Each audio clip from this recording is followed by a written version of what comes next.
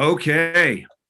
Holy moly. What an exciting day this is for me because one of my absolute favorite people on one of my favorite topics actually is here to instruct us, help us, and talk a lot about mood and emotional health. So, allow me to introduce my sister in law, Rebecca Hintzy, who has some amazing degrees. I mean, I don't know many people who earn master's degrees from incredible colleges. And hers happens to be an amazing background, in my opinion, because her heart, and most people I can't say this about, but her heart is as big as her brain. And that's really awesome. So Becky leads with her heart. And anyone who knows that about Becky would recognize that her passion is genuinely healing people. In fact, her books, her background, I should let you just go on just for a moment, but if you don't mind, just tell people a little bit about that because you really do. You lead with your heart. Oh, Dave, you're so generous, and it's an honor to be here with you. I mean, you're the man with all the degrees. You're the one with all the brain. So you're my hero when it comes to that. But thank you for that. My focus and really my work has been on healing patterns and healing family patterns, looking at patterns of behavior, my own patterns. I just came from getting a massage, and the whole time I was there, I was looking at my own patterns of behavior and thought that usually originate from a core space. And so I do love healing, and I love looking at all things that will help us to be healthier and happier. So thanks for the opportunity to be here. You're very welcome. Well, I'm just grateful because you've actually helped me throughout my life, both personally and emotionally, and I can say that firsthand that she is magical. So, with no further ado, she is in Mexico doing awesome stuff with her husband, and I stole her from him. So I should probably get this thing moving. We're going to jump right in and let's just have a few moments of fun here. This happens to be one of my favorite topics, and that is emotional health. Now, my question to you, Becky, is what would you say our goal is if we're talking about emotional health? What are we hoping to accomplish? What are we hoping to achieve? Well, I think the most important thing for people to understand are emotions, all of them are good. And we tend to categorize them. We tend to say our positive emotions, the ones that we like to feel, like happiness and joy and all of those things, are the good ones. But the anger and the sadness and the fear, those we kind of categorize as being bad. And yet the reality is all of our emotions are actually really good, and they're healthy to understand and to feel because they're really clues. They give us information to help us understand what's going on inside ourselves. Imagine if you were to walk up to a hot stove and you were to touch it, and your body didn't actually tell you that that was probably not a good idea. That would be really dangerous. We actually considered that dangerous.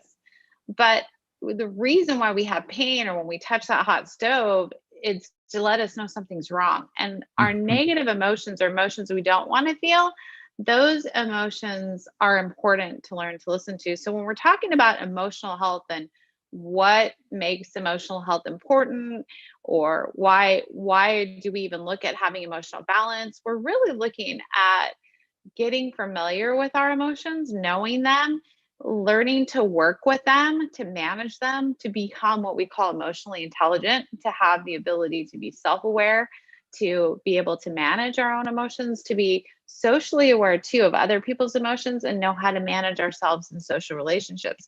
These qualities establish success in life for humans in general. We know this from research. So when we're talking about emotional health, we're looking at helping people learn to maybe look at their emotions a little bit differently so that they can have long-term success in their life and be happy. That's really where happiness comes I from. love it. Now, as you can see, Becky's much smarter than me. She can speak to all this very well, and she can do these things better than I can, clearly. But I am struggling right now because I'm showing everyone every slide, so I don't know why it's doing this. We've got a complicated little system going on here, and the guy who set it up for me, Leo, my son-in-law, is not here to help me. So I don't even know what button to push to get out of this screen. So we're just going to go ahead and move with it. So you guys get to see what's happening next. Becky, tell me what your thought is, the difference, and you just kind of described this, the difference between emotional health and mental health. But there is a difference, right? Oh, huge. There's huge. I mean, Uh-huh. emotional health, our emotions are, everyone has them. Every person on the planet has them. Even some of our animal friends in the mammal world, like us, also have them. So emotions are not new to anyone. And our emotions, like I said, are regulators. They help us, they're clues, they help us to understand ourselves. Our mental health, it's a bit different because our mental health incorporates neurochemistry. It incorporates having the right balance of neurochemistry in our brain. So it becomes a very chemical thing. It also has, it's very holistic. And I know that's where you really pop in, Dave, to talk to this point, is that our body works holistically. And so our mental health is also part of our physical health. So when you step out of emotional health and kind of look over at our physical health, we may have diagnoses that have labels that kind of tell us this isn't necessarily working ideally in the body or the brain. However, it's flowing. Like, for example, multiple sclerosis patients often have depression, and that has to do with the inflammatory response in the brain, where neurons are not getting the myelin sheath, which is wraps around the neuron, isn't working properly, and it's actually attacking itself, and that causes a mental health problem that's actually physically based. And it can lead us to have more maybe negative emotions than positive emotions. But again, you're looking at emotions being kind of your cues, and to kind of point you in a direction that everyone's having them, everyone's feeling them, versus mental health, where not everyone has a mental health disease or imbalance or problem, so to speak. So they line up nicely together. They're besties. They flow together, but it's a little bit of a different conversation. Okay. And so, and I'm I'm jumping into these questions, and I know I don't want to spend too much time on them, but to me, these are super relevant because we're going to start solving some of it. Let's talk through some of the reasons why these are critical. But I want to like preface something on happiness from my perspective as well. And that is, I think sometimes our perception of happiness is when things go our way, or we get what we want, or suddenly we walk outside and it's sunnier than we thought it was going to be. And our answer to ourselves or to others is, hey, how was your day? And we say, oh, wow, I'm happy today because this happened and this happened. But I would say that's a false way of looking at happiness. Happiness actually is what comes from inside of us. It's our way of actually generating a response from our own chemistry that can only come from those things that are internal. Would you agree? I would. And I think we have to remember that a lot of what people experience as happiness is their own perception of experiences. You can have two people going through the same experience, and the perception is what guides the outcome of whether or not someone actually feels happy. And when we look at happiness in general, happiness isn't so much outside of us, again, as it is inside of us for that reason. So we have a lot of, internal expectations, and let's say patterns of perfectionism, and just general, angst inside of ourselves. Two people could go through the same moment, and one could be happy and one could not. So it is a very self-generated thing. And I will just say too, having happiness doesn't mean you don't have problems outside of yourself too, which is exactly what I mean by it's very internally driven. So it's interesting when we look at where we measure happiness in the world and where the happiest people live, they aren't in circumstances or even living in countries or places where you would expect happiness to be prevalent. So I think a lot of our worldly mindset is like, happiness is if I have this mansion and I have this yacht and I live on a beach and I have this gorgeous view and I have a lot of money in the bank, and I can buy anything.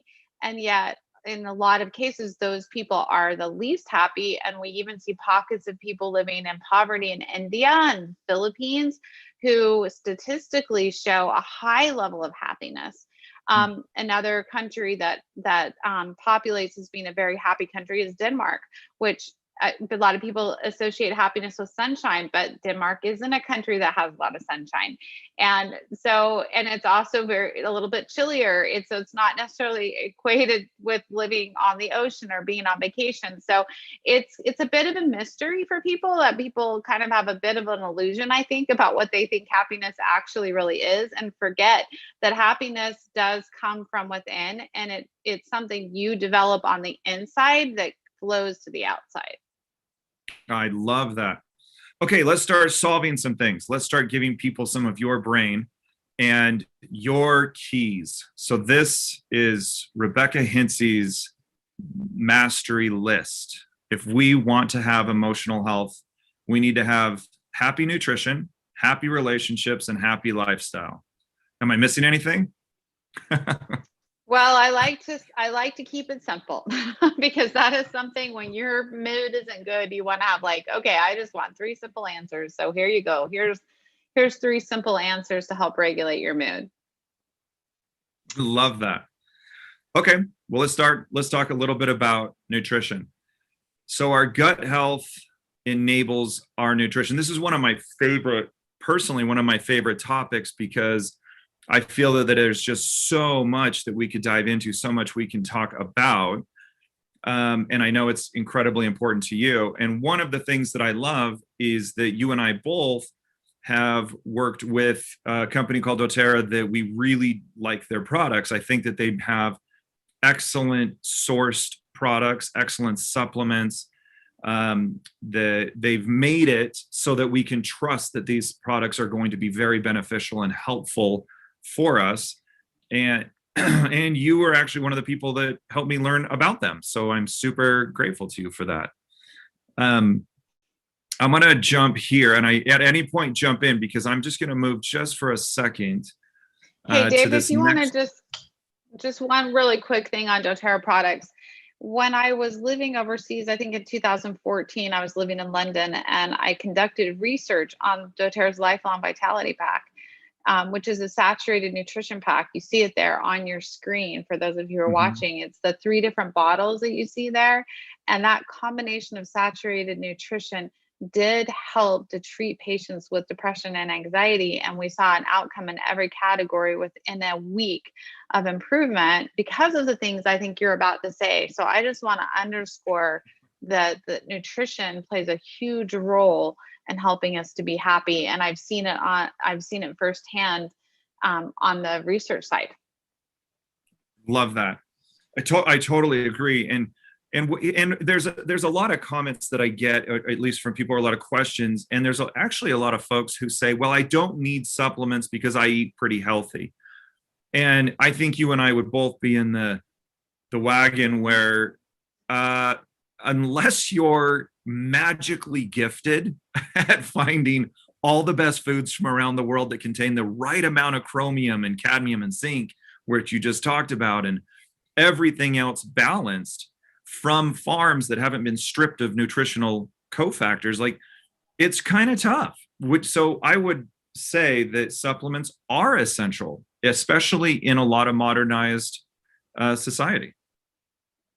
Absolutely. I mean, we just don't have the growing practices in our farming anymore to create the high level of nutrition that's needed. And we do lose a lot just in the time. We have so much food that sits nowadays between the time it's farmed and the time it hits the table. That time gap allows for a lot of nutrition just to evaporate in the air, which is, we just don't have the same good quality foods we used to get. And it does affect the impact of our brain ultimately when our body's trying to process all this food and take the nutrition out of the foods and give it to our body in a way that we can use it to best serve our brain. You literally just led into where we are now. The nutritional piece that is so critical to our overall function of our body. And I know you love to talk about this too, which is the brain mood connection. And, it is interesting that when we start to talk about how our brain regulates and controls health or mood, emotions, weight, I think sometimes we don't realize the extremely powerful connection between those minerals that are being pulled and vitamins, etc., that are being pulled out of these foods in order to even make these neurotransmitters in the first place. Amen to that. In fact, I tell people often you have to think of, if you're going to go try to cook a dinner and you walk into a kitchen that has absolutely no food in it, you will not produce a meal. And the same is true with our body trying to make neurochemicals. It needs certain cofactors, like you said, calcium, zinc, magnesium, B vitamins, and so forth, in order to manufacture endogenously the neurotransmitters our brain needs to survive.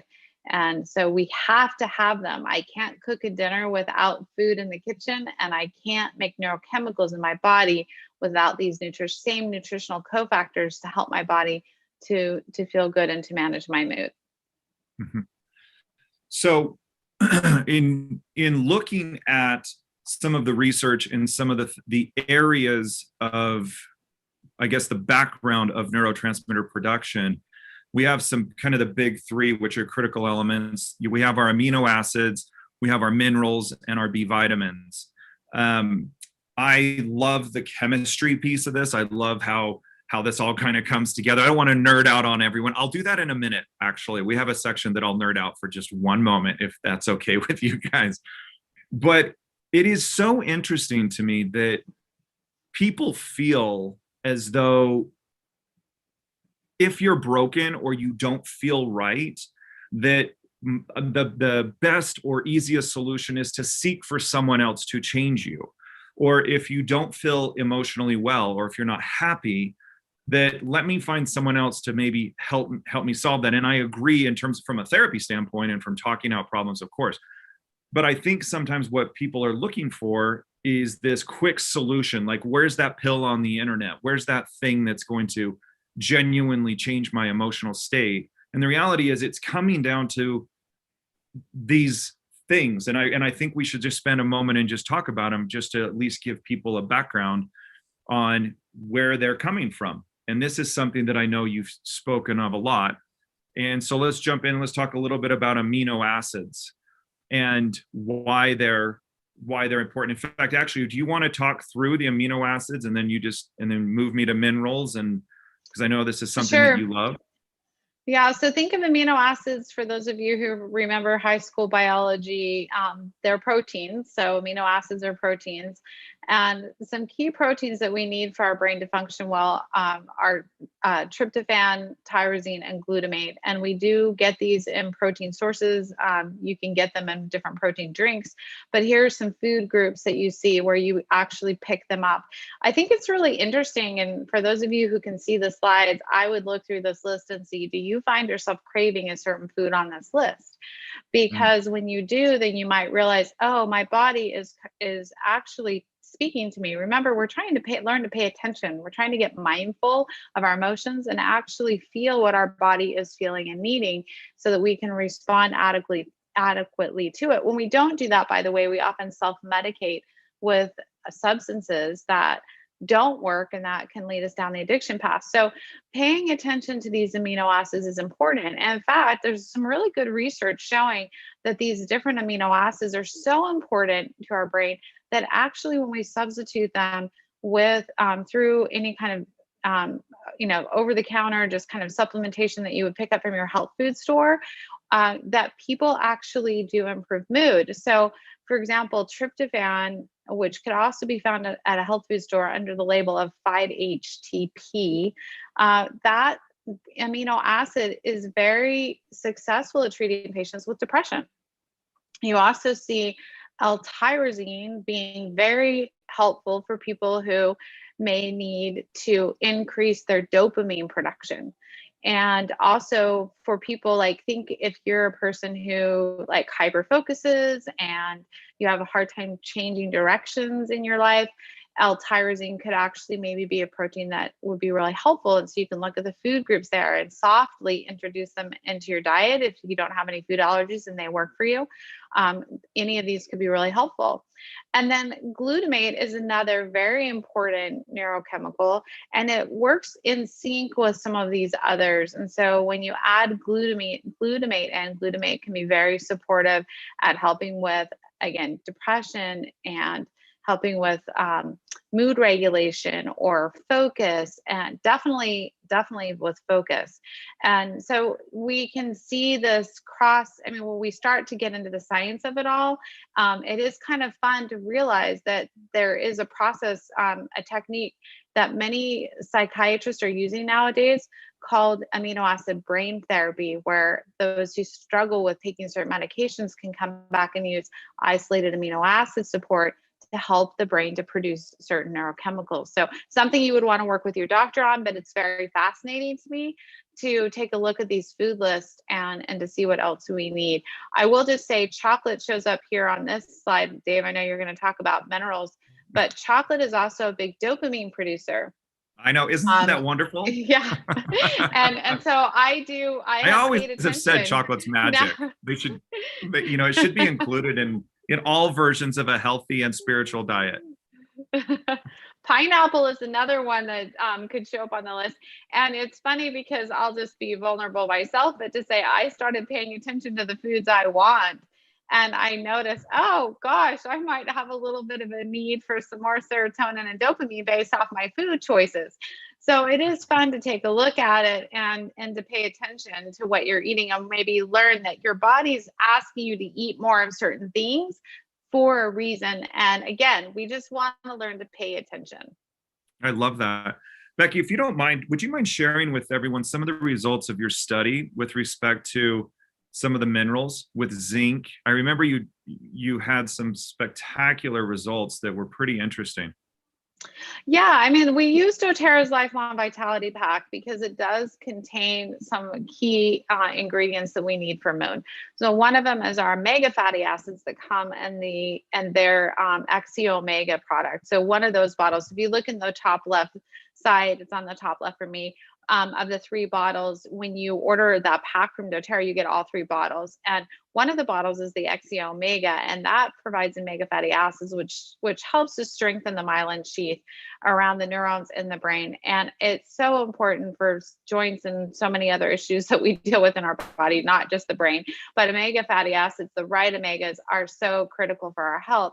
And then the alpha CRS product that you see there, it's the bottle with the purple label. That product provides a lot of support for the mitochondria of the cell.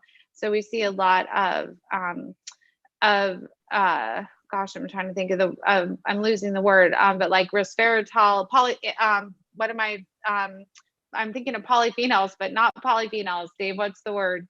The antioxidants and antioxidants. Yeah.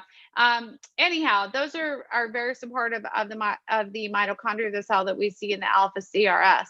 And the one I want to lean to now is the bottle that's kind of laying across the top, and that's the vitamin VMZ product. And that product provides support by giving us the minerals, the vitamins and minerals we need.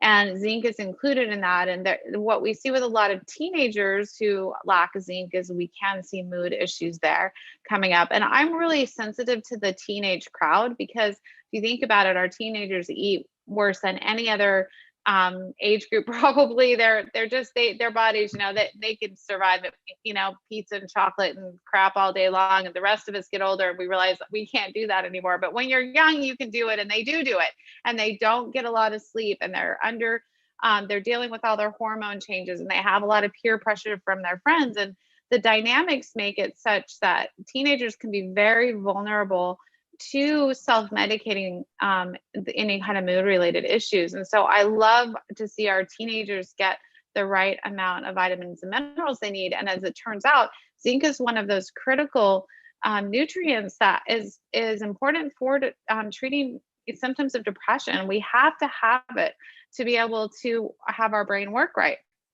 It's a mainstay product in the kitchen in order to cook those neurochemicals. So you need zinc. You also need copper. You need iron. Again, iron gets measured when we're looking at mood. And same with magnesium. We can't even, all of these, like I said, this is like having flour, sugar. Not that we want to talk about sugar being necessarily good for us, but just think of your kitchen, your staple cooking products you have in your kitchen, and you need all of those, including your Bs. B vitamins are so important, and Bs help to regulate so much. And again, you wanted me to just to speak to something, and that is the research that we did do. You can see where with this particular pack, when you can saturate the body with this kind of nutrition, your body is so grateful. And our results showed that within 1 week, patients with who had symptoms of depression and anxiety started to feel better, and they started to have an increased ability to process information and to live their life and to feel happier and to get out of bed and just to feel better in general. And it's not just our mood that these vitamins and minerals treat. It's getting our all of the functions of our body to work well. So if you're dealing with any kind of chronic pain, or you're struggling, your body doesn't feel good and you don't feel good in your body, that could be because your body's not getting the proper nutrition that you need. So nowadays, any good psychiatrist will tell you, because the research tells us that at least a third of your mental health treatment, even if you're on some kind of medication, would involve helping or supporting the body, getting that food in the kitchen so that your body has what it needs to produce the neurochemicals it needs. Love that.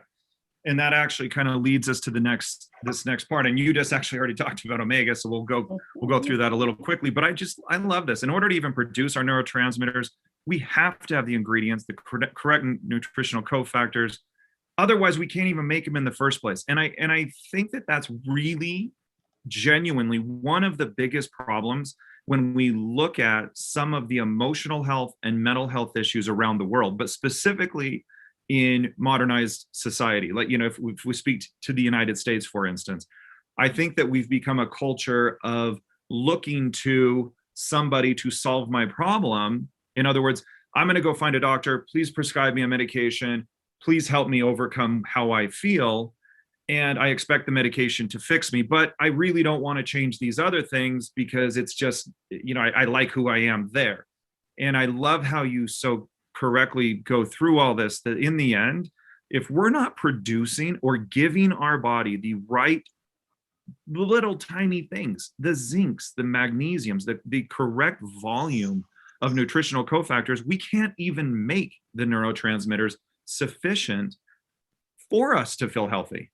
And it's such a shame that I see sometimes so many of my own patients or people that I know, when they just don't feel well, the first instinct is to seek for that pill or the medication to somehow correct it. And certainly in certain cases, that's very necessary, of course. But I think that if we can take a step back, just as you've described so well, we can make a better shift, and a massive shift at that. You just talked about omega-3, the benefit of omega-3. I want to expand on that just a little bit, because I was doing a little bit of research on how we can increase the benefit of the omega-3, some of the fatty acids and the absorption, and some of the ways in which we can help our body improve its health. And this was kind of interesting to me. I found that by incorporating clove, copaiba, cinnamon, peppermint, ginger, and turmeric into our diet in the form in which, of course, the person chooses, but whether you're cooking with it or using it in a smoothie, or whether you're making it part of your daily regimen, which I know you've got some great ones you can suggest. What was very interesting, these essential oils have actually been shown to cause significant reductions in intestinal inflammation, an increase in absorption in oxygen, the ability to maintain or stabilize insulin production. Ginger, wonderful study. In fact, I was in Taiwan when I met a doctor there who's been studying ginger for 20, I can't remember the exact number. So let's just say 20. I know it's more than 20, but 20 years. And his entire focus was on understanding how the compounds found in ginger reduce colon cancer and intestinal disease. And it's a staggering number, actually. So if somebody wants to just find something interesting about ginger, you can look that up.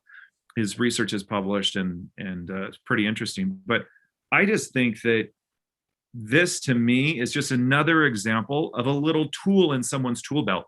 So if you're a mom or dad and you have a child, let's say, who really is struggling from emotional health or even some aspects of mental health in some capacity, these would be some great essential oils to add to the, as you mentioned, all those other nutritional cofactors, those the amino acids, the B's, etc., and of course our omega-3s, which are so critical.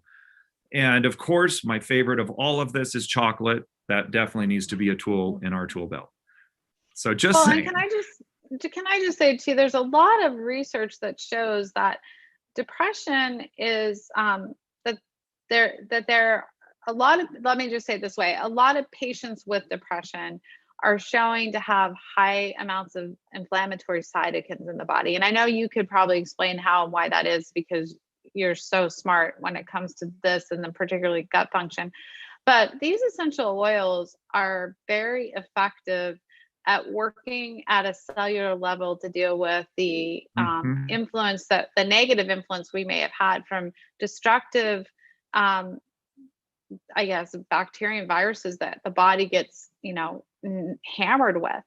And when we look at when we're trying to understand depression in general, we can't just stick inside the mind. Like you said, we have to go to the gut where these neurochemicals are first formed. But we also want to look at what else is going on in the body. If somebody been dealing with some kind of a chronic virus that sits in the system, or some kind of a bacteria that's made them ill for years and is increasing the amount of inflammation or inflammatory cytokines in the body, then we're looking at a potential case of a mood issue. But actually the mood issue is a diagnostic tool to point us somewhere else. And I like how you added in these essential oils into the presentation, because it shows that they have the capacity to work on such a vast level. And you would normally think that cinnamon has anything to do with the brain, and yet cinnamon has been used in research to treat antibiotic-resistant bacteria. And so has clove, and they are very powerful. And you can look up that research from Johns Hopkins University. They have recently released a lot on what essential oils can treat antibiotic resistant bacteria. So yeah, it's a very long discussion, and I know we're kind of short on time, but I think this was a very good list that you gave. Oh, well, thank you. It's funny, you just talked about inflammatory cytokines. This is my nerding out moment for just 1 second. Go. Because I know we don't have a ton of time, but I would really like to nerd out for one moment with everybody. Why? Because this correlation to me is utterly critical when we're dealing with mood issues, emotional issues, and so many people today, if you look at searches online and you look at what people are trying to understand or how to heal, they're looking for ways to get rid of gastritis, IBD, or irritable bowel syndrome. They have leaky gut concerns. They have issues with different responses, allergic responses in foods that I don't think historically we had as much of. So there's definitely an intestinal deficit. Something's not happening as much. So just give me one moment to nerd out with everybody here. So one of the interesting things about a healthy, balanced diet really comes down to our ability to maintain a mucus barrier between the epithelial cell, or between the cellular structure of our intestinal system, and preventing that damage from occurring. Now on this chart, I know here's my nerdy chart, but let's just go through this for just one moment. If you're eating, go to the top middle where it says dietary fiber deprivation, okay? If you're eating a traditional youth diet in today's society, you are a dietary fiber deprived person, meaning you're not getting enough of that healthy fiber. You're not getting the omegas. You're not getting those things that are going to heal or maintain the intestinal system. When that happens, that means that things like bacteria, fungus, other aspects that are going to cause irritation or inflammation are now going to be able to become in concert with, meaning they can literally erode and touch the barrier of our intestinal tract. That is a major issue. And why?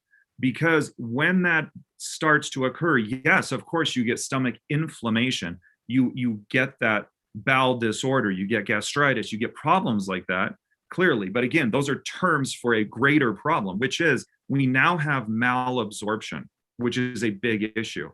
Now what that means is that instead of those same foods. So even if this, let's say this 17-year-old or 22-year-old is eating a little bit healthier, the intestinal tract in and of itself isn't capable of absorbing properly those minerals and nutrients. So the prevalence of emotional disorders, mood disorders, or even depressive disorders are now going to be greater in society as a result of this. And I think that these studies and looking at this information is so critical. And this slide here, if you look at the bottom right versus the top left, what you're looking at is this mucosal barrier that is protective to the cell wall that allows nutrients to be absorbed in a healthy state. Without the presence of fiber or a high fiber diet that comes through our natural, organic, healthy foods, certain types of foods clearly, then that starts to get stripped away. And this is what creates. And when people ask you, well, what does leaky bowel syndrome mean? What does irritable bowel kind of look like? This is it on the bottom right of this slide. That is actually an individual who now has the ability for opportunistic microbes or toxins to literally go between the cells and create irritation. That is a major issue, clearly, but I think the biggest issue is that this individual now has a much more difficult time with the ability to feel happy, for their mood to be emotionally stable. What are your thoughts on that, Becky? Oh, absolutely agree with you 110%. I think what you're speaking to is so critical and important, and the choices that are prevalent throughout our society right now when it comes to diet and even use of antibiotics, overuse of antibiotics, medications, just toxins in our environment, just lead to more and more of it. And I think one thing that's important to note is that that we don't often think of the generation that's coming up next when we look at food, but we do have research showing that when new babies are born, that the state of their health goes back to their parents, even back to their parents 10 years prior in their diet. So what we're doing now does need to change. We all need to get better. All of us need to make better food choices and be more aware of all of these things, not just for our mood, but for the health and livelihood and the future of the next generation. I totally love that. And you'll notice here in a moment that Becky has pointed out three, and I'll just kind of skip this slide, but I love the benefits of high fiber foods. Look at these benefits. These are all based on research articles, by the way. Reducing intestinal inflammation, increasing micronutrient absorption, reducing inflammation throughout the body, decreasing harmful bacteria. Of course, one of my favorite, increasing hormone and neurotransmitter production. Again, just as Becky was saying, this is so critical, because if we can't produce the proper hormones and neurotransmitters to begin with, then we predispose ourselves and even potentially those around us, because those around us reflect what we teach them or how we behave, especially our children, right? And so I do think that this discussion on nutrition is so powerful, because as Becky teaches, we can change everything about our lifestyle and relationships based on our nutrition. Becky, I'm going to ask one favor of you. Today, I feel as though of your three powerful pieces of information that deal with mood and emotion, I feel like we covered nutrition pretty well. Would you feel okay having another conversation with me and we can talk about relationships and another conversation about lifestyle? I'd love that. I'm going to put you on the spot in front of everyone. Say no to everyone else. It's okay. No, you can say no to me, but you're hurting everyone else. It's not a big deal, make them cry. You can be a little bit hurt. No, I'd love that, because I think you can't ever cut nutrition short. It is on the list and the number one spot for a reason. And that is where it all starts. We're going to go ahead and get happy. Let's start right there, and then we can move on to the others. So I would love to have a conversation about each of the other two very important answers to emotional health. Well, thank you, Becky. It's been a privilege. I truly I think that people could benefit from a couple hours of sitting and listening to you talk about each one of these. And hopefully, when we summarize all three, you will feel that we did this topic some justice. That's my desire. Well, and Dave, let me just say that to everyone listening, it's a privilege to get to hear from Dr. Dave. I'm always in awe whenever I get to be in your presence, Dave, to just know, like, just to hear you rattle off so much in your brain on health and wellness. And I've learned so much from you. So thank you for the privilege and opportunity to be here. And it's an honor to share the stage with you. Well, thank you so much. All right, Becky, go enjoy the sun and go say hi to your husband. Will do. You too. Thanks, Dave. Okay. All right. Bye-bye. Bye-bye.